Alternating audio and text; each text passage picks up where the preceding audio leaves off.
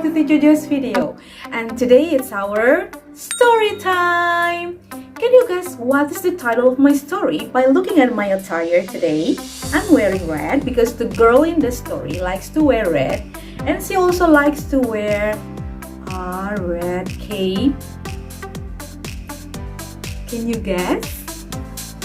Little Red Riding Hood. Very good. Alright, are you ready to listen to the story? Sit back, relax, and listen to the story carefully. Enjoy! Little Red Riding Hood, retold by Leslie Young. There was once a little girl who lived on the edge of a forest with her mother and her father. She loved to play outside among the trees and talk to the animals she met, even when it was cold and frosty. So her mother made her a bright red cloak with a hood to keep her warm. The girl liked the cloak so much that she wore it all through the year, and soon she became known as Little Red Riding Hood. One day, her mother said to her, "Your grandmother is unwell, so I want you to go to and visit her and cheer her up.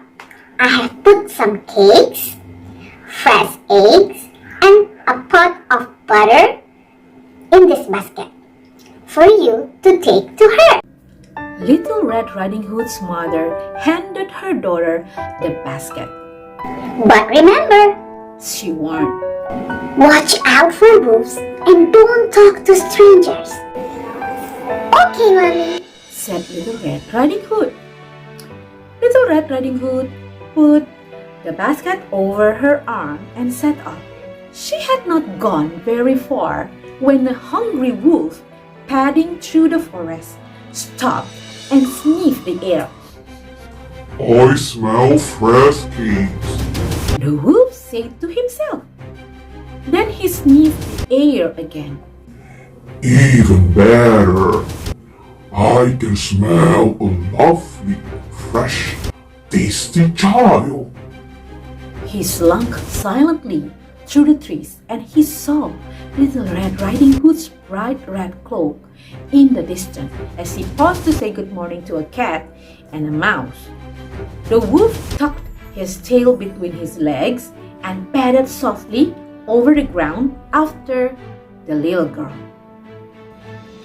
The wolf watched as Little Red Riding Hood passed a farmhouse, stopping to wave at one of the pigs as she went.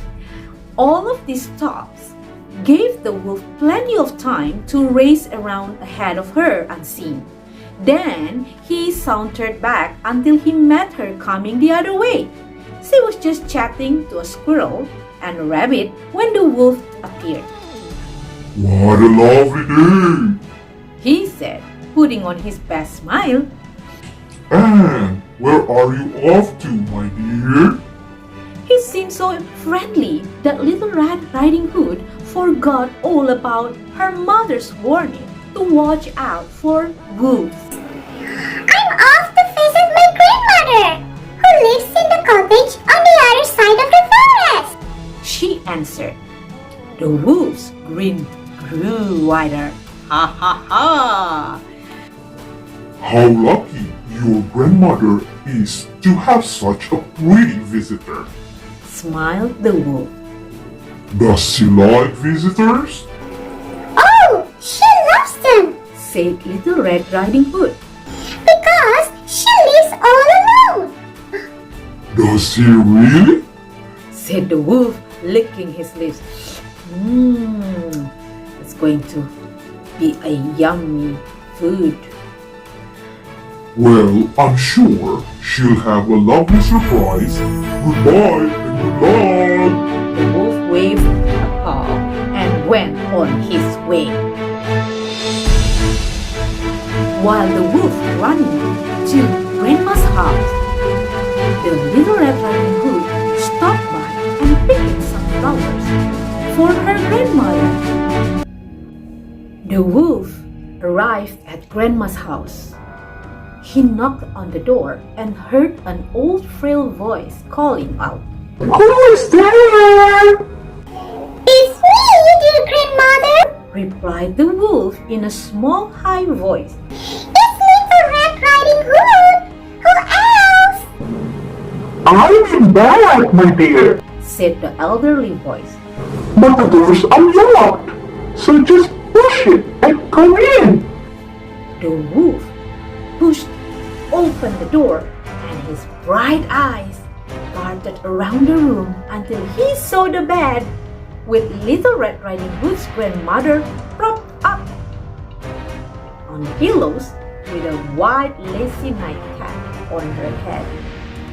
The wolf was so hungry, and he gobbled up grandmother very quickly.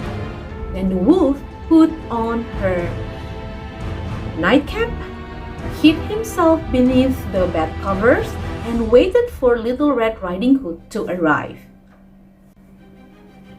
Soon there was a knock on the door. "Who's there?" called the wolf, making his voice sound as much like the poor old woman as she could. It's me, grandmother. Little Red Riding Hood. I've come to cheer you up. I brought you some cakes, some eggs, some butter. Oh, and a big bunch of flowers. Because I know you love flowers very much. Grandmother, your eyes are so big and shiny today. Said Little Red Riding Hood to the grandmother. "All my eyes are big to see you better," said the wolf. And how long and pointed your nose? "All the better to smell you with," said the wolf. And your ears seem to be sticking straight up like an antenna. "All the better to hear you with," smiled the wolf, wiggling them from side to side. And for your teeth, Said Little Red Riding Hood, backing away slightly. they're absolutely enormous. All the better to eat you with. Roared the wolf, and he jumped up out of the bed. Then the wolf swallowed the Little Red Riding Hood. The wolf felt very full and sleepy.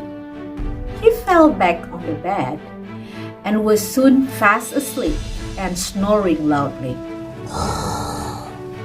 A woodcutter was passing by, and he was halted in his tracks by the tremendous noise.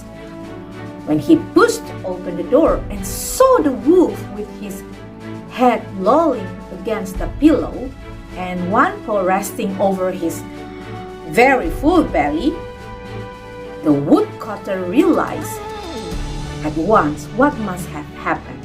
He rushed forward, and before the wolf knew what was happening, the woodcutter had slit open the animal's stomach with his axe.